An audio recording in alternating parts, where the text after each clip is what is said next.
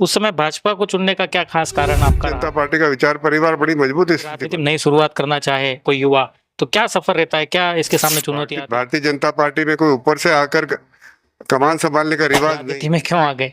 अगर नहीं, ऐसा राजनीति में ये अनुभव जरूर सार्वजनिक जीवन में आने के बाद परिवार के लिए, अपने पर्सनल लाइफ के लिए समय निकालना मुश्किल रहता है कभी हाँ, आप? बहुत मुश्किल नहीं, कई बार जरूर निश्चित रूप से कहती है कि आखा दन कटे रोता जब फरो। रिजल्ट आ रहे थे और जैसे जैसे आप बीजेपी का प्रत्याशी पीछे था, 15-16 हजार की लीड उन्होंने बना ली थी, उस समय आपको क्या मन में विचार आ रहे थे?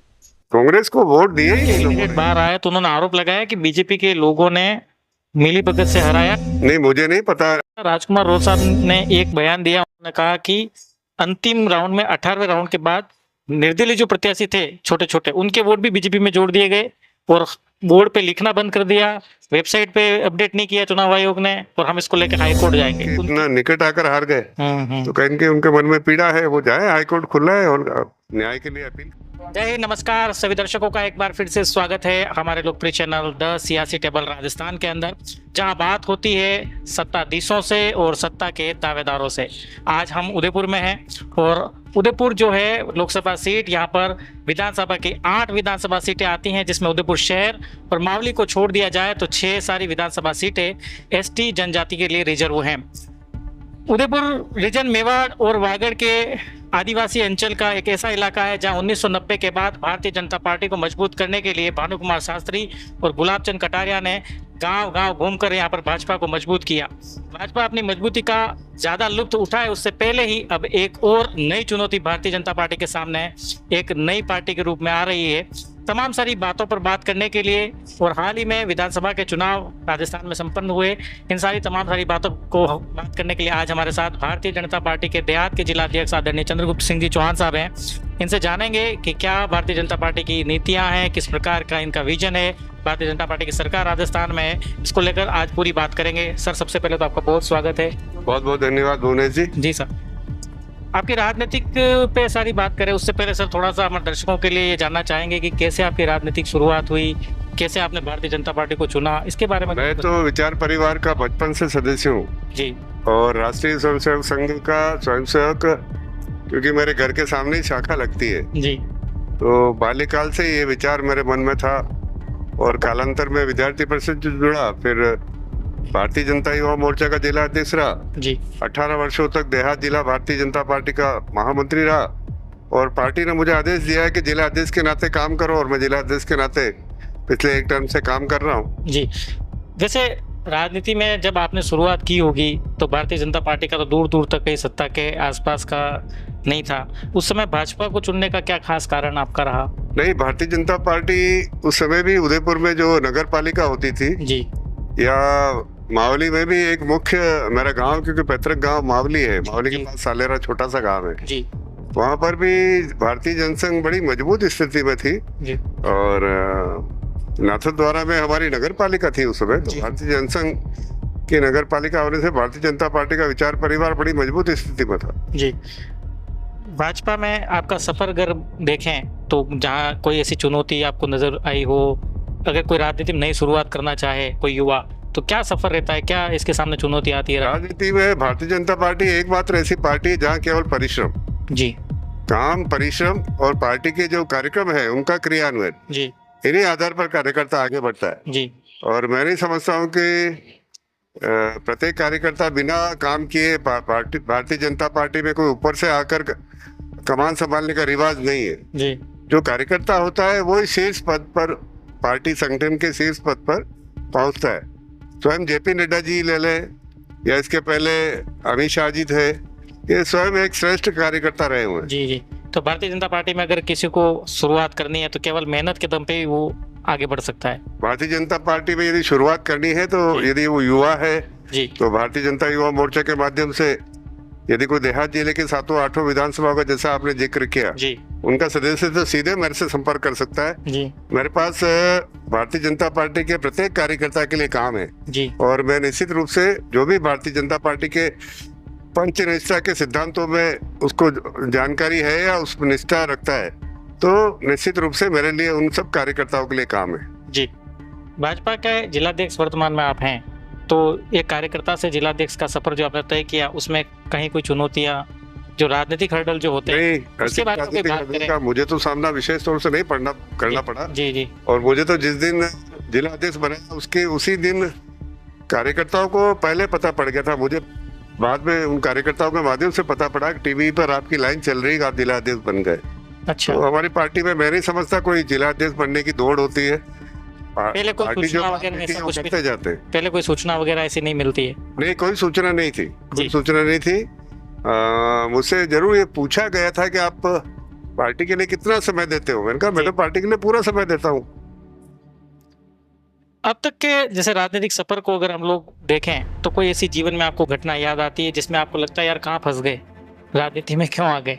अगर नहीं, ऐसा राजनीति में ये अनुभव जरूर आया है कुछ- जी कि चुनाव बहुत महंगे हो गए। जी एक सोशल मीडिया के कारण राजनीति में बहुत बदलाव आया है। जी सोशल मीडिया की भूमिका मैं समझता हूँ लगभग प्रमुखता से 40% भूमिका आज सोशल मीडिया की चुनावों को लेकर हो गई है। जी जी तो सोशल मीडिया में जो अच्छा करता है उसको निश्चित रूप से बेनिफिट मिलता है। जी आपके विचार, आपके कार्यक्रम आप सोशल मीडिया के माध्यम से जनता तक पहुंचाते हैं, उस पर जनता डिबेट करते हुए अपना मंतव्य स्पष्ट करती है और आपके साथ आकर खड़ी होती है यदि आप अच्छे कार्यकर्ता हैं। जी।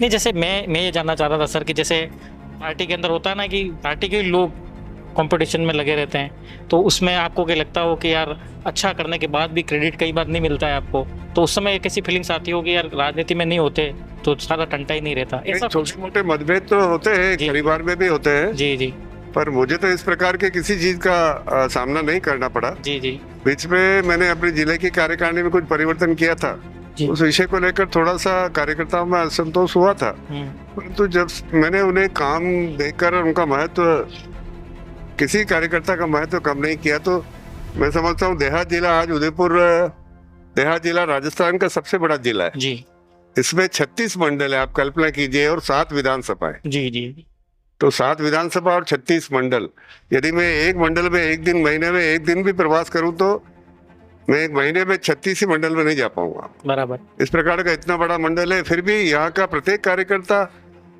एक साथ खड़े होकर, एक विचार में एक मुखी होकर काम कर रहा है। और 16 नंबर की विधानसभा उसका उदाहरण है कि हम जीत कर आए। जी जी जी। अच्छा, पार्टी संगठन में आप काम करते हैं, किसी कार्यकर्ता को प्रमोट करते हैं, तो कभी ऐसा हुआ कि आपने जिसको प्रमोट किया हो बाद में आपको लगा हो कि यार ये शायद गलत कर दिया, या फिर उसका नहीं, behavior मैंने बदला हो? अपनी जो कार्यकारिणी बनाई उसमें एक नवाचार किया राजनीतिक करियर में। जी। मैंने उसमें एक नवाचार ये किया था हम्म कि क्योंकि मैं उदयपुर का लोकल हूँ, हम्म पढ़ा यहाँ पर, हम्म कॉलेज यहाँ था, विद्यार्थी यहाँ का रहा, स्कूल यहाँ रहा, काम यहाँ पर किया, तो मैं काफी लोगों को जानता हूँ। और मैंने ऐसे लोगों का कार्यकारिणी बनाने में चयन किया जिनको आज दिन तक कोई महत्वपूर्ण जिम्मेदारी दी नहीं गई। सामान्यतः क्या होता है कि 8-10 वही घूमते फिरते चेहरे होते हैं जिन्हीं में से कार्यकारिणी बना ली जाती है। जी परंतु मैंने इस बार अपनी कार्यकारिणी में ऐसे लोगों को स्थान दिया, और विशेष तौर से चाहे वो जिले के 3 महामंत्री हो, तीनों पूर्व में कभी महामंत्री नहीं बने। जी तो निश्चित रूप से इसी प्रकार उपाध्यक्ष में, इसी प्रकार कोषाध्यक्ष ले लो, इसी प्रकार मंत्री ले लो, जी मैंने नवाचार करते हुए अनेक नए कार्यकर्ताओं को अवसर दिया है और उन सभी कार्यकर्ताओं ने अपने आप को सिद्ध किया है। जी जी।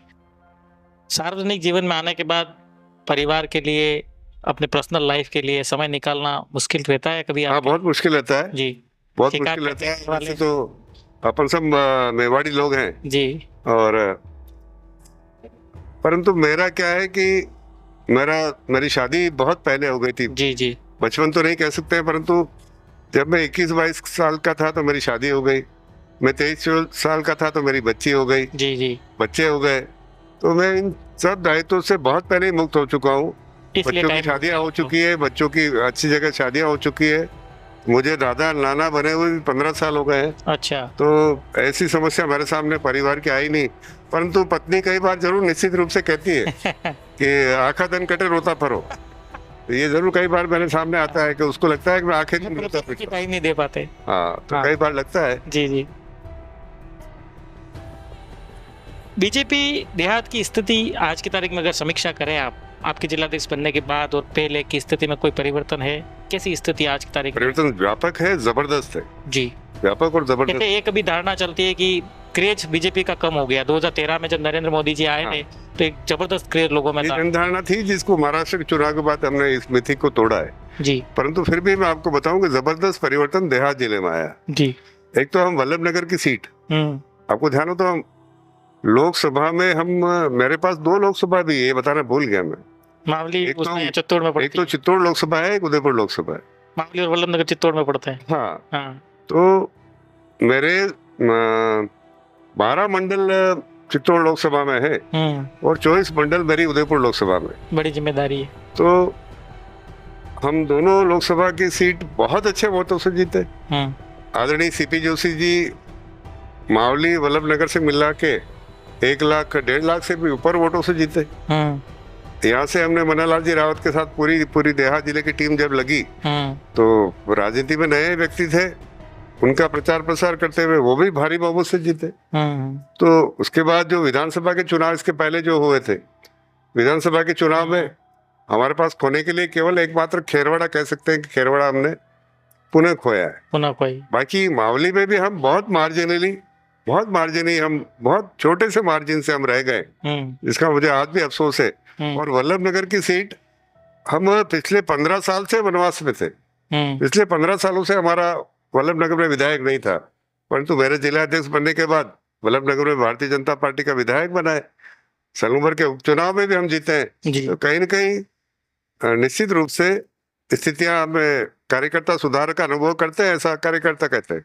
मावली का अगर आपने जिक्र किया तो आप भी वहां से दावेदारी कर रहे थे, मावली से टिकट नहीं मिला और एक आपकी ही पार्टी के कुलदीप सिंह जी बागी हो गए, 30,000-32,000 वोट लेके गए। तो मेरे 2 सवाल, एक तो आपको टिकट क्यों नहीं मिला और दूसरा कुलदीप सिंह जी को क्यों नहीं मनाया आपने? नहीं, मैंने दावेदारी नहीं की थी। दावेदारी करना भारतीय जनता पार्टी को थोड़ा सा है कि मुझे लगता था कि मेरा हक बनता है मावली से जी। क्योंकि मैं 1980 में मेरे माताजी वहां से विधायक का चुनाव लड़ी थी जी। तब से उनके चुनाव का संचालन से लेके हर काम मैं कर रहा हूँ जी। और आदरणीय चपलो साहब जब रिटायर्ड हुए तो मुझे लगा नहीं, अब मुझे राजनीति में सक्रिय होकर यहाँ जनसेवा करनी चाहिए। और मावली में मेरा हक इसलिए भी बनता है कि मावली के 88 अनाथ बच्चों को मैं पालन करता हूँ। अच्छा। वो मेरे अनाथ आश्रम में रहकर बड़े हो रहे हैं, तो कहीं की जन भावना से मेरा सीधा जुड़ाव मेरे मेवा का स्थानीय हूँ। तो इसलिए मैंने टिकट मांगा था, परंतु जातिगत समीकरण सारे मेवाड़ की 28 सीटों पर लेकर विचार होता है। जब लगा कि भाई किसी ब्राह्मण को अवसर नहीं मिला है तो निश्चित था कि वहां से किसी ब्राह्मण समाज के कार्यकर्ता को टिकट मिल रहा है। और कृष्ण गोपाल पालीवाल साकरोदा का अनुभवी व्यक्ति है, अच्छे सरपंच रहे हुए हैं, पूर्व में उप प्रधान रहे हुए। अब ठीक है, चुनाव है इस प्रकार का, जैसा आपने बताया कुछ कार्यकर्ताओं के असंतोष से हम जीत नहीं पाए और निश्चित रूप से इस बार भारतीय जनता पार्टी मावली की सीट, जैसा कि मैंने बताया, उसके जस्ट बाद जो लोकसभा के चुनाव हुए वहां से हम 1 लाख वोटों से जीते, लगभग 1 लाख वोटों से। तो कहीं न कहीं स्थितियों में सुधार तो मावली में भी हुआ है कि हम 1 लाख से सीपीजी को जिता कर लाए। तो आपका और कुलदीप सिंह जी का दोनों का एक ही एंगल है कि वो राजपूत आपके वहाँ की समीकरण में नहीं बैठ रहा था, आपको ब्राह्मण के लिए सीट छोड़नी थी, इसलिए दोनों को टिकट कटा। मतलब कुलदीप सिंह जी को भी इसलिए यहाँ पर थोड़ा सा आपसे विभेद है मेरा जी। दोनों का नहीं, बहुत सारे कार्यकर्ता टिकट मांग रहे थे, नामों का उल्लेख नहीं करूंगा, परंतु मेरी जानकारी में जहाँ तक है 9-10 कार्यकर्ता मावली से टिकट मांग रहे जी। और सामान्य सीट है, जैसे कि आपने अपने प्रारंभ में उल्लेख किया कि अधिकतर सीटें यहाँ पर जनजाति के लिए आरक्षित है, ऐसे में 2 सीटें ही सामान्य है। और मावली का जहाँ तक प्रश्न है, उदयपुर शहर के बहुत नजदीक का एरिया भी मावली में, हमारा बेदला और बड़गांव की बहुत सारी जो क्षेत्र कॉलोनीज, जिसमें कॉलोनीज है जो लोग उदयपुर में कहलाते हैं, परंतु अब वो मावली विधानसभा में आते हैं। तो मावली में कार्यकर्ताओं को इच्छा तो है कि मावली में विधायक बने, तो कार्यकर्ताओं की संख्या बहुत थी। और जहाँ तक मैंने आपको स्पष्ट कहा है कि मावली में जब अंतिम सीट डिक्लेरेशन बाकी था तो ब्राह्मण समाज को टिकट देना ही था और दिया पार्टी ने। ठीक बात है। उदयपुर देहात में पिछले कुछ समय में राजनीतिक हालात विपरीत हुए हैं। भारत आदिवासी पार्टी जिस तरह से बढ़ के आई है, बीजेपी के लिए तो खासकर, क्योंकि कांग्रेस के खिलाफ लड़े तो भी बीजेपी की लड़ाई थी और राइवलरी जो है वो बीएपी भी बीजेपी के खिलाफ ही आक्रामक रहती है, तो कुछ हालात विपरीत हुए हैं देहात में। नहीं, मैं आपकी बात से बहुत ज्यादा सहमत नहीं हूँ जी, परंतु एक कांग्रेस की नीति समझने का प्रयास कीजिए जी। कांग्रेस की नीति ये है कि जहाँ पर हम कमजोर हैं वहां पर भारतीय जनता पार्टी को हराने के लिए चाहे किसी से भी समझौता करना पड़े। अब उन्होंने ओपनली समझौता तो किया नहीं, परंतु सलूमर में उन्होंने ओपनली समझौता नहीं होने के बावजूद जान करके एक कमजोर कैंडिडेट को सलूम्बर से मैदान में उतारा। रघुवीर जी मीणा को यदि टिकट देते तो हो सकता है स्थिति पलट होती, परंतु उन्होंने जान करके एक तरह से अपने आप को बैक में लिया है, और जिसके कारण इस प्रकार की ताकतें थोड़ी मजबूत हुई है। तो मैं यहाँ पर आपको एक चीज और उल्लेख करना चाहूंगा, आप थोड़ा सा समझने का प्रयास कीजिए। बाप में युवाओं को भ्रमित करके, युवाओं को भ्रम के आधार पर संगठित होने का एक षड्यंत्र जिसको कह सकते हैं, वो बाप के कार्यकर्ता और नेता चला रहे हैं। अच्छा। और निश्चित रूप से ये राष्ट्र को तोड़ने वाले लोग हैं। इनकी विचार जो है वो ये विचार, इन विचारों से राष्ट्र टूटता है। कहीं न कहीं असंतोष की जो भावना अंदर तक उतारी जाती है किसी के विरोध में, तो 100 बार यदि झूठ को भी बोला जाए तो सत्य के समान प्रतीत होने लगता है, इस प्रकार की भावना। परंतु इस बार मेरी योजना ये है कि भारतीय जनता पार्टी के अनेक नौजवानों को, एसटी के नौजवानों को, जनजाति के नौजवानों को मैं भारतीय जनता युवा मोर्चे के माध्यम से स्थान दूंगा, ताकि जाकर वो गांव-गांव में जाकर उन भ्रमों को दूर करने का एक ठोस प्रयास कर सके। और जहां तक आपने कहा है बाप एक खतरा है हमारे लिए, जी नहीं, खतरा नहीं है, एक राजनीतिक चेतावनी निश्चित रूप से है। परंतु अभी हमारे सलूम्बर में हमारे जो मत हैं वो अमृतलाल जी से 5000 मत अधिक हमें मिले हैं, और जो 84 की सीट बाप वाले पिछली बार 72,000 से जीते थे, 74,000 से, वो इस बार 22 पर आ गई है। तो कहीं कहीं आपकी लोकप्रियता में भी बहुत बड़ी गिरावट आ रही है। और मैं समझता हूँ जिस भ्रम के आधार पर, जिस झांसों के आधार पर, झूठ के आधार पर बाप ने जो राजनीतिक में एंट्री की है, बहुत समय तक झूठ चलता नहीं, और निश्चित रूप से आने वाले पंचायत के चुनाव में हम बाप से नहीं कांग्रेस का हमारा मुकाबला होगा, ऐसा मेरा दृढ़ विश्वास। सलूम्बर का सर अगर आपने जिक्र किया तो सलूम्बर में शिफ्टिंग हो गई कांग्रेस के वोटों की, और सलूम्बर के जब रिजल्ट आ रहे थे और जैसे जैसे आप बीजेपी का प्रत्याशी पीछे था, 15-16 हजार की लीड उन्होंने बना ली थी, उस समय आपको क्या मन में विचार आ रहे थे? सुबह भी मेरे लगातार टीवी पे इंटरव्यू चल रहे थे जी, और शायद आपने देखा हो, तो मैं तो कॉन्फिडेंट था जी। मैंने कहा नहीं हम जीतेंगे जी। अब ये जरूर मुझे लगा कि मेरा उम्मीद ये थी कि हम लगभग 5-6 हजार वोटों से जीतेंगे, परंतु कांग्रेस को वोट दिया ही नहीं लोगों ने इस बार। कुछ ऐसे लोग जो हमेशा भारतीय जनता पार्टी के विरोध में रहते हैं और कांग्रेस के पक्ष में मतदान करते हैं, उनका ध्येय एकमात्र भारतीय जनता पार्टी को हराना होता है। पर उन लोगों ने अंत तक भी जाते हुए, अंतिम बूथ तक उन्होंने बाप के समर्थन में मतदान किया। बाकी मेरा कॉन्फिडेंस ये था कि हम 22वें राउंड तक पहुंचते पहुंचते निश्चित रूप से जीतेंगे, और ये मैंने अपने अग्रज नेताओं को भी बता दिया था कि आप लोग निश्चिंत रहें, हम सलूम्बर की सीट जीतेंगे। तो काउंटिंग के बाद बीजेपी के कैंडिडेट बाहर आए तो उन्होंने आरोप लगाया कि बीजेपी के लोगों ने मिलीभगत से हराया, काउंटिंग चल ही रही थी, लिखनी बाकी थी, उससे पहले लोग अंदर आ गए, उनको बधाई दे दी, माला पहना दिया, और रिकाउंटिंग की मांग उसने करी तो मानी नहीं उसको अधिकारियों ने। नहीं, मुझे नहीं पता रिकाउंटिंग की तकनीकी मांग क्या करी उन्होंने, तकनीकी रूप से क्या किया जी। और वहाँ पर एक मैं स्वयं वहाँ पर मतगणना में था जी, जिला अध्यक्ष के नाते नहीं, एक मतगणना में सहयोगी के नाते मेरा पास था। और जब अंतिम राउंड चली और भारतीय जनता पार्टी को लीड मिल गई तो हम निश्चित रूप से बधाई देने के लिए वहाँ उपस्थित थे, परंतु हॉल में हमने प्रवेश नहीं किया जी। हम उस हॉल में प्रवेश तब हुए जब हमें लगा कि अब सब कुछ निपट गया है, सब कुछ वाइंड अप हो गया है। तो हम लोगों ने हॉल में प्रवेश करके जो वहाँ पर जो अधिकारी होते हैं, जो इलेक्शन कमीशन से आए हुए अधिकारी थी जी जी, कोई महिला थी, उनसे हमने आग्रह किया कि हमें सर्टिफिकेट दे दीजिए, क्योंकि हमें इनको सलूम्बर तक पहुंचना है। मार्ग में कार्यकर्ता उत्साहित है, बाद में अंधेरा हो जाएगा तो इनके विजय जुलूस में कहीं न कहीं लोगों को बुरा लगेगा। इसलिए हम आग्रह जरूर किया था कि हमें थोड़ा सा शीघ्रता कीजिए, परंतु मैं समझता हूँ परिणाम होने के भी लगभग 1.25 घंटे बाद हमें सर्टिफिकेट दिया गया। अच्छा, तो इस प्रकार की कोई स्थिति नहीं है कि हमने कोई प्रेशर करके और जल्दबाजी करके और उनसे मतलब इसको परिणाम को घोषित कराया, ऐसा कुछ नहीं है। हमें लगभग 1.5-2 घंटे बाद वो प्रपत्र दिया गया जिसमें हमारी उम्मीदवार थी शांता देवी जी, उनको विजयी घोषित किया गया। अच्छा, रिकाउंटिंग की मांग उन्होंने करी तो आपको लगता है कि अधिकार बनता है एक प्रत्याशी का, रिकाउंटिंग हो सकती है, होनी चाहिए, या यहाँ पर भी की जानी चाहिए? जनतंत्र में सबका बनता है जी, परंतु आपने जिस प्रकार से देखा होगा कि वहाँ पर सभी 14 टेबल वहाँ पर लगी हुई थी, और 14 टेबल पर बाप के एक एक दो दो कार्यकर्ता वहां पर आंखें गड़ाए उन ईवीएम में देख रहे थे और बकायदा संकलन कर रहे थे आंकड़ों का कि इस मशीन में कितने वोट आपको मिले, कितने बीजेपी को मिले। वो लगातार मैं भी उनको देख रहा था। तो जब इस प्रकार के टोटलिंग में वो ठीक है, उनके लिए जरूर अप्रत्याशित रहा होगा कि 21वें राउंड तक उनकी बढ़त थी और वो 22 में आके सब कवर हो गई। और मुझे कॉन्फिडेंस था कि 22वां राउंड आ रहा था, इसलिए आपको मुझे पता है कि 22वें राउंड में हम निश्चित रूप से बढ़त बनाएंगे और वो बढ़त हमने पहले के विधानसभा चुनाव से भी अधिक बढ़त उस बूथों पर बनाते हुए हमने ये सीट जीत कर आए।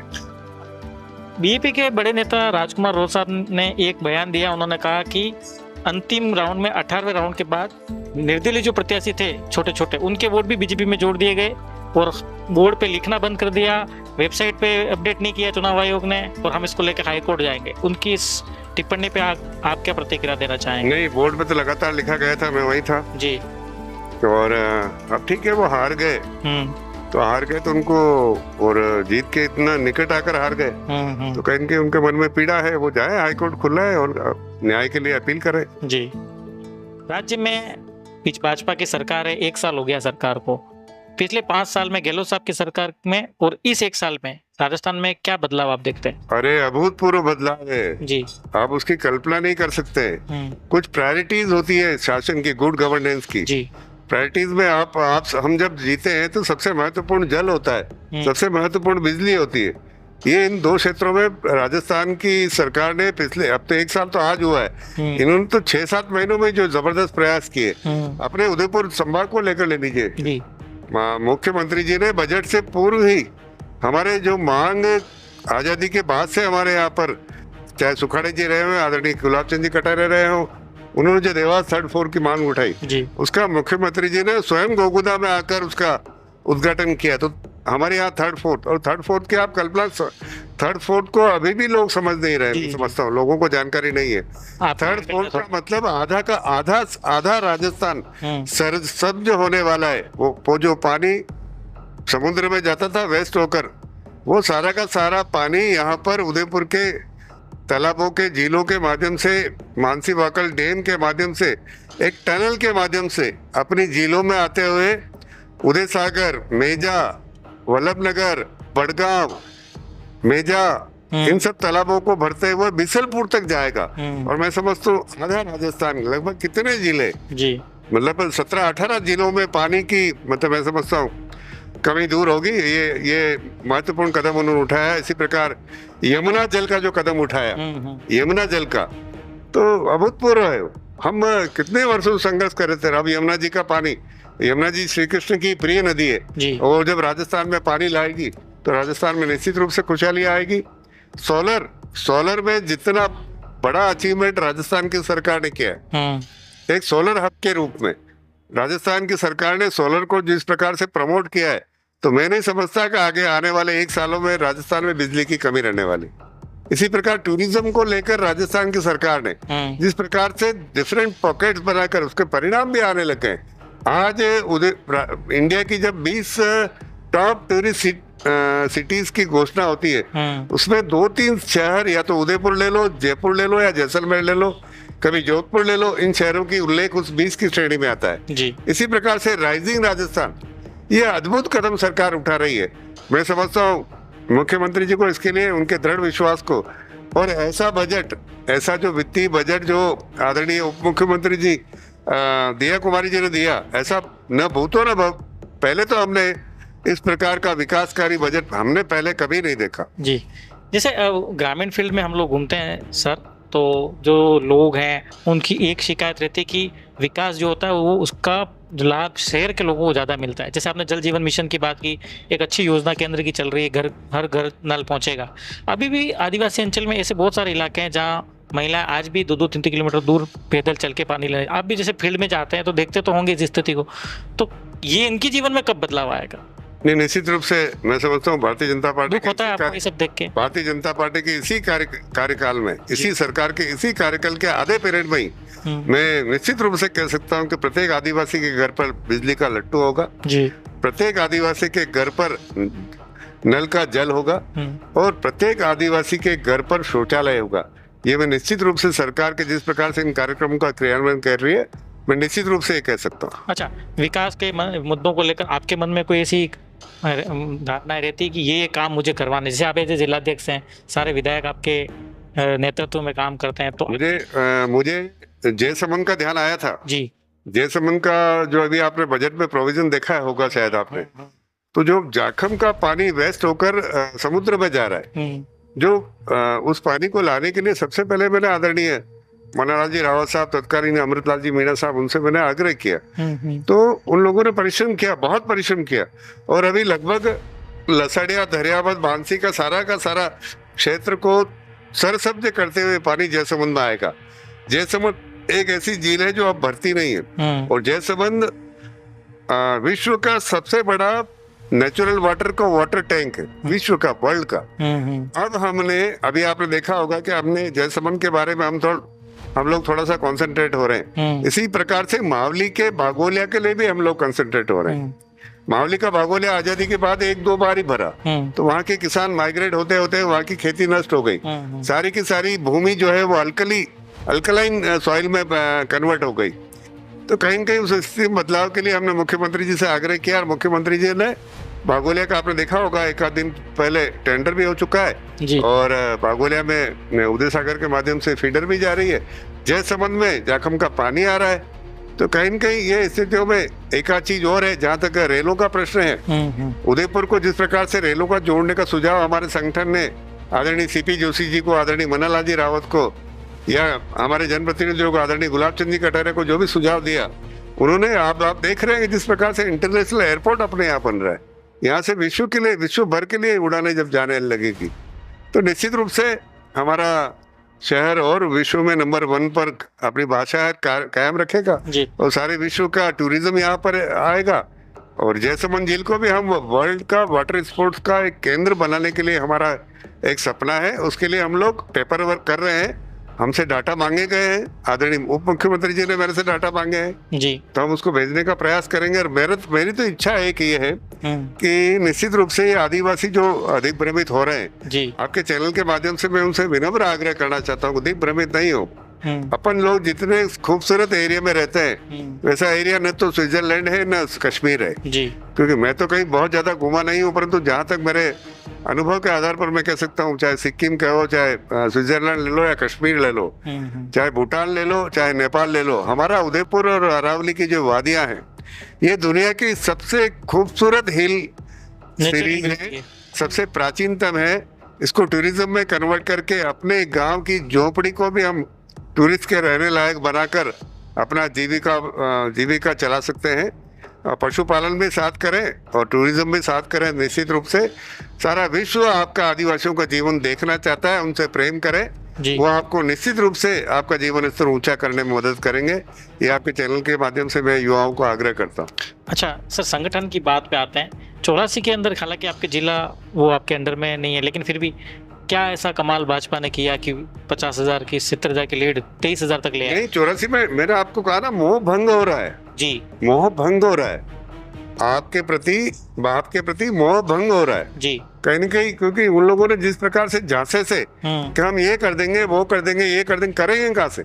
कि 4 विधायक मिलकर सरकार बना सकते हैं, या 2 विधायक बनकर 1 MP बनकर सरकार चला सकता है जी? सरकार तो सरकार के हिसाब से चलेगी, झूठे वादों के आधार पर नहीं। और ये भारतीय जनता पार्टी का बाप का विधायक होने के बावजूद भी भारतीय जनता पार्टी ने 84 में जिस प्रकार के विकास के काम कराए जी, उस विकास के काम के आधार पर लोगों ने समझा कि नहीं, भारतीय जनता पार्टी अच्छा काम करने वाली पार्टी है, निश्चित रूप से इस पार्टी को आगे लाना चाहिए।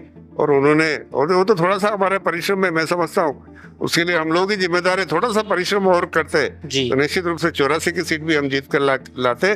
सेलुंगर का एकमात्र कारण हमारे जीत में अंतर का कम होना, हमारे मतों में गिरावट नहीं है। कांग्रेस ने जिस प्रकार से अपने मतदाताओं के वोट बाप में बेच दिए हैं, उसके आधार पर बाप वहां पर थोड़ी सी बेटर स्थिति में आई है, परंतु आने वाले पंचायत चुनाव में हम वस्तु स्थिति दिखाकर निश्चित रूप से भारतीय जनता पार्टी को हर गांव में, हर सरपंच के रूप में, हर पंचायत समिति सदस्य के रूप में, या हर जिला परिषद सदस्य, प्रधान, जिला प्रमुख के रूप में उनको दिखा कर रहेंगे कि भारतीय जनता पार्टी के विचार ही सर्वश्रेष्ठ। संगठन में जब बगावत होती है, विरोध होता है, तो ये जो जिला अध्यक्ष कैसे उसको मैनेज करते हैं, कितना प्रेशर हो जाता है पार्टी के आलादी जो नेता हैं उनका, क्या फीडबैक होता है, क्या मार्गदर्शन होता है, कैसे मनाते हैं? बगावत की तो बहुत ज्यादा स्थिति नहीं आती। आज चुनाव के समय जरूर 4-5 कार्यकर्ता चुनाव लड़ना चाहते हैं और एक आध कार्यकर्ता थोड़ा सा अधिक आक्रोशित हो जाता है। जी बगावत वाली स्थिति नहीं आती। कार्यकर्ता को समझा बुझाकर वापस पार्टी की मुख्य धारा में रखते हैं। और मेरे जिले में तो एक प्रकार से भी बगावत अभी जैसे की चुनाव स्थिति में सलूम्बर में बगावत देखी कि नरेंद्र मीणा जी नाराज हुए और एक नई नवेली नेता हैं जी जया जी, वो भी नाराज हुई, तो दोनों को पार्टी ने मना लिया। तो एक तो नरेंद्र मीणा जी को क्या डील के साथ मनाया, मतलब आप नहीं, बताना चाहें? दूसरा पार्टी के वरिष्ठ कार्यकर्ता है, जी। मेरे साथ महामंत्री रहे हुए हैं। नरेंद्र मीणा कभी पार्टी के मुख्य धारा से नहीं। ठीक है, उनको ये अनुमान था कि टिकट उनको मिलेगा, नहीं मिला तो अचानक वज्राघात जैसी स्थिति उनके लिए उन्होंने अनुभव की। जी। मैं नहीं समझता पार्टी ने बहुत सारे एंगल पे विचार करके टिकट दिया होगा, अच्छा। परंतु नरेंद्र जी भी एक दिन में लाइन में थे और नहीं, पार्टी बना तो के लिया मुख्य धारा में रात लाइन दिन से। काम किया। और जया मीणा ने भी पार्टी के लिए काम किया है। और मैं समझता हूँ आपको शायद जानकारी नहीं होगी, जी। सलूम्बर ही एकमात्र विधानसभा थी जहाँ पे 11 दावेदार थे और 11 के 11 दावेदारों को मैंने डिफरेंट मंडल के उपखंड बनाकर उनको काम दिया था और उनके क्षेत्रों में अच्छा रिजल्ट आया। अच्छा, जया जी को आपने एक महामंत्री बनाया, जिला महामंत्री बनाया। महामंत्री, तो उसके बाद भी एक विवाद हुआ कि बहुत सारे नाराज, तो बहुत सारे कार्यकर्ता हैं पहले से, उनको कुछ नहीं बनाया, वो इन्होंने ऐसा क्या कंट्रीब्यूट कर दिया सलूम्बर में कि थोड़ा विवाद? जया में थोड़ी सी पोटेंशियल है, बाकी सबको मैंने काम दे रखा है जी। सोनल भी मेरी टीम में उपाध्यक्ष है, तो जो पोटेंशियल वाले कार्यकर्ता है उनको निश्चित रूप से भागे लाऊंगा। अच्छा, चुनाव में इतनी चुनौती मिलेगी सलूम्बर में, ऐसा एहसास था आपको पहले से? जैसे पहले सलूम्बर में भी हमने बाइट ली थी तो आपने कहा था कि ये कोई कैरम का गेम नहीं है कि लोगों की विचारधारा होती है, वोट शिफ्टिंग नहीं होगा, लेकिन वोट शिफ्ट हो गया। तो अनुभव था आपको ऐसा है कि इतनी चुनौती मिलेगी? नहीं, आपने बहुत अच्छा कहा जी। परंतु मैं अपनी पार्टी के वोटों के लिए कह सकता हूँ, मैं किसी कांग्रेस की पार्टी के वोटों के लिए नहीं कह सकता जी। मेरी पार्टी का वोट शिफ्ट कभी नहीं होता है जी। और मेरी पार्टी का वोट पिछले चुनाव से 5000 बड़ा है जी। तो मैं समझता हूँ कांग्रेस की इस प्रकार की नीति, मैंने पूर्व में ही कहा कि कांग्रेस बिल्कुल उन लोगों के लिए सामने हथियार डाल रही है, उनको समझ नहीं आ रहा है। वो एक राष्ट्रीय पार्टी है जो ऐसे लोगों से समझौता कर रही है जिनके तत्कालीन स्वार्थ है, तत्कालीन स्वार्थ के आधार पर जो लोग राजनीति करते हैं। ये कांग्रेस ने पूरे हिंदुस्तान में किया है, सरेंडर कर दिया अपने आप को। कई जैसे अभी झारखंड के जो परिणाम आए उसमें हम देख रहे हैं स्पष्ट रूप से। अच्छा, बीजेपी पे एक आरोप लगता है, बीजेपी धर्म की राजनीति करती है, दलित विरोधी है, आदिवासी विरोधी है और मुस्लिम विरोधी है। अगर इसको आप देखें तो कैसे इसका जवाब देना चाहेंगे? नहीं, मैं तो आपके प्रश्न से इससे सहमत बिल्कुल नहीं हूँ जी, क्योंकि द्रौपदी मुर्मू जी देश की राष्ट्रपति है जो जनजाति की है जी।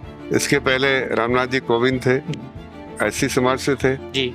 आदरणीय हमारे देश के गौरव जो मिसाइल मैन, उनको राष्ट्रपति बनाया भारतीय जनता पार्टी ने बनाया।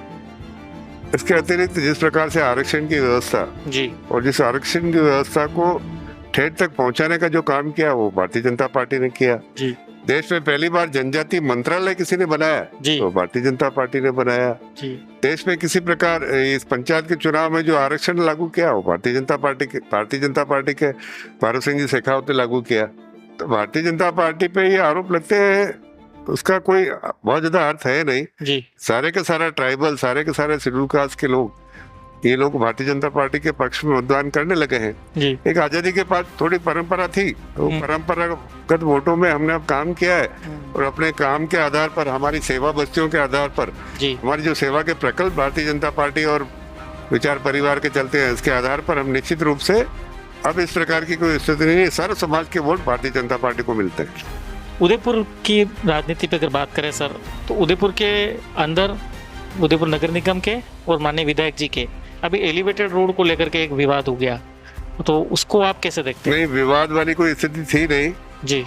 एलिवेटेड रोड की शहर में आवश्यकता है, ये आप लोग भी देखते हैं। आप यहाँ पर उदयपुर शहर में, क्योंकि आपका भी यहाँ पे आना जाना रहता है, मेरा भी आना जाना रहता है जी। और कहीं न कहीं मैं नहीं समझता हूँ उस एलिवेटेड रोड को लेकर दो मत हैं, परंतु एलिवेटेड रोड के कुछ नक्शे को लेकर कुछ भ्रम था आपस में, जो उसके उद्घाटन के साथ ही दूर हो गया है और भारतीय जनता पार्टी में कोई मतभेद नहीं। आदिवासी अंचल के लिए एक बड़ी डिमांड वहाँ रहती है सर कि जो एग्रीकल्चर है, किसान को उपज या तो होती नहीं है या होती है तो उसकी खरीदारी नहीं होती।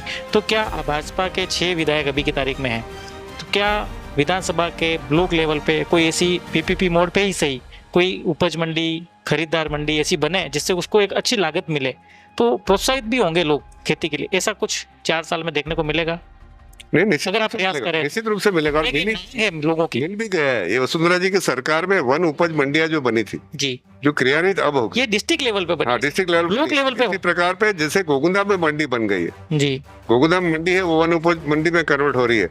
हमारी योजना निश्चित रूप से ऐसी है कि प्रत्येक पंचायत समिति मुख्यालय पर कोई इनके इसका उत्पाद को खरीदने की व्यवस्था हम आगामी 6 महीने में करने का प्रयास करें। नहीं सर, जैसे आप जिलाध्यक्ष हैं, मैं थोड़ा सा मेरी तरफ से बताना चाहूँगा, फील्ड में मैं जब घूमता हूँ लोगों की एक डिमांड रहती है कि खरीद अगर अच्छे से हो जाए तो किसान मजबूत हो। ये केवल मतलब जीडीपी के लिए ही नहीं, अपितु सारे जो लोग खेती नहीं करते उनका पेट भरने के लिए भी ज़रूरी है।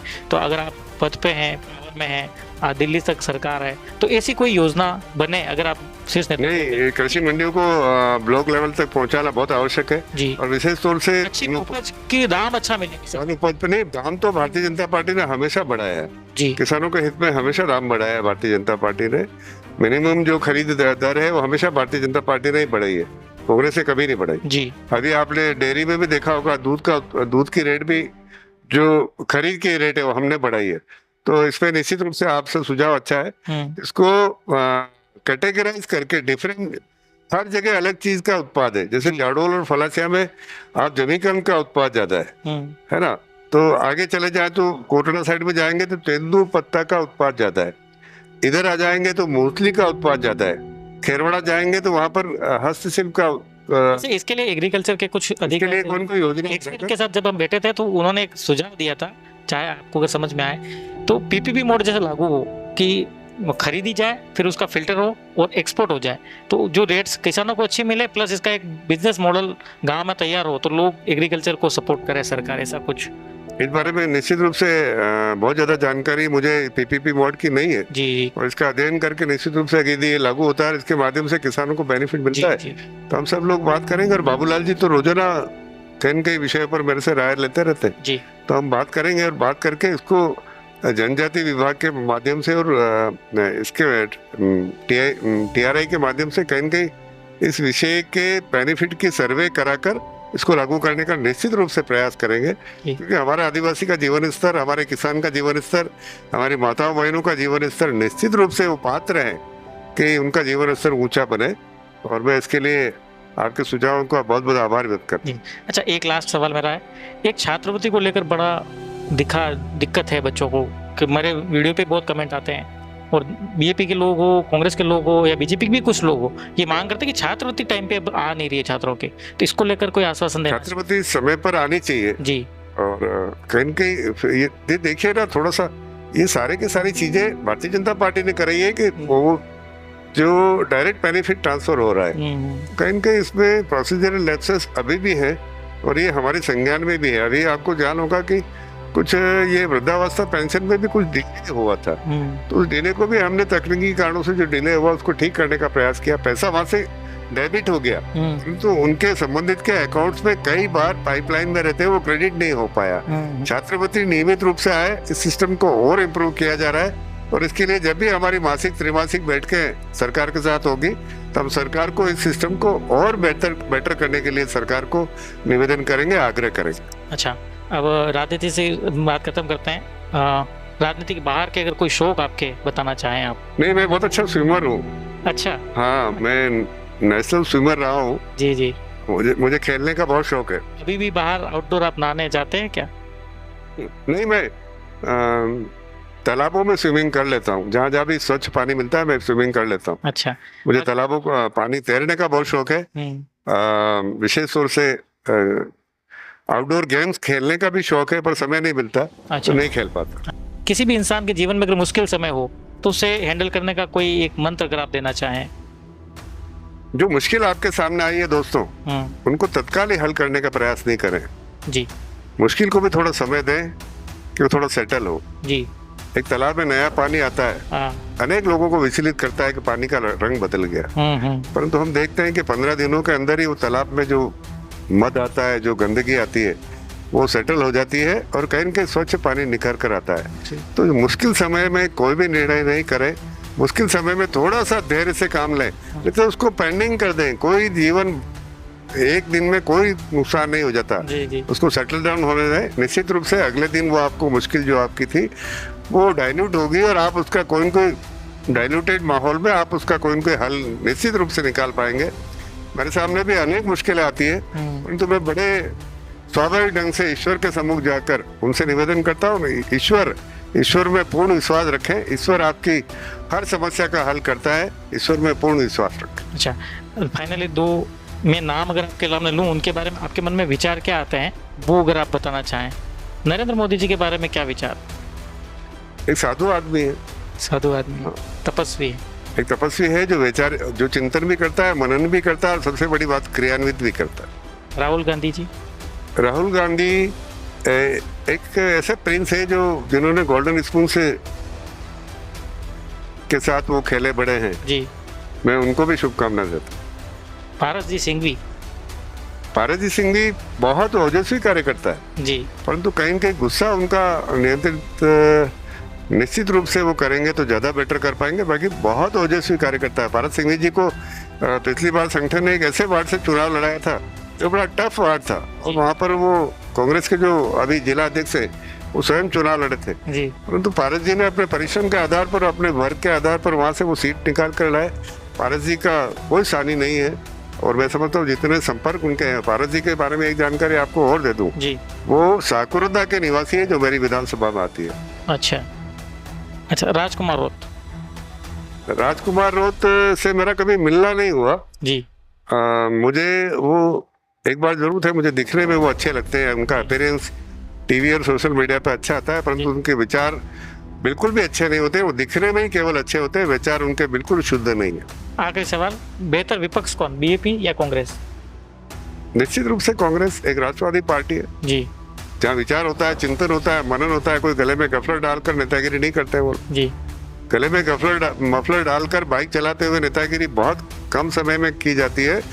नेतागिरी के लिए चिंतन मनन की आवश्यकता होती है, पढ़ने की आवश्यकता होती है, अध्ययन की आवश्यकता होती है, अनुभव की आवश्यकता होती है। मैं समझता हूँ कहीं कहीं इन सब के साथ मिलकर भारतीय जनता पार्टी को हम लोग और मजबूत करेंगे। आप सभी का बहुत बहुत धन्यवाद और विशेष तौर से भुवनेश जी का बहुत बहुत धन्यवाद कि इन्होंने, आज मेरा प्रवास काफ़ी लंबा था और इन्होंने काफ़ी समय तक मेरे लिए ये अवसर दिया। मैं इनका बहुत बहुत आभार व्यक्त करता हूँ। Thank you very much Bhuvanesh ji. तो आज हमारे साथ से उदयपुर भाजपा देहात के जिलाध्यक्ष आदरणीय चंद्र सिंह जी चौहान साहब। और सबसे बड़ी बात ये, जब हम यहाँ आए तो सर ने हमसे ये नहीं पूछा कि आप हमसे क्या पूछने वाले हैं, और हमने सारे सवाल टेढ़े मेढ़े कठिन सारे सवाल पूछे और खुलकर सर ने जवाब दिया। सर आपने समय दिया, इसके लिए बहुत बहुत धन्यवाद और शुभकामना हमारी तरफ से। भारतीय जनता पार्टी को भी, आपको भी स्वस्थ रहें, मेहनत करते रहें, लोगों के लिए काम करते रहें और कुछ सुझाव जो दर्शकों के माध्यम से मैंने आपको दिए हैं, अगर उस पर कुछ हो पाए तो लोगों को फायदा होगा।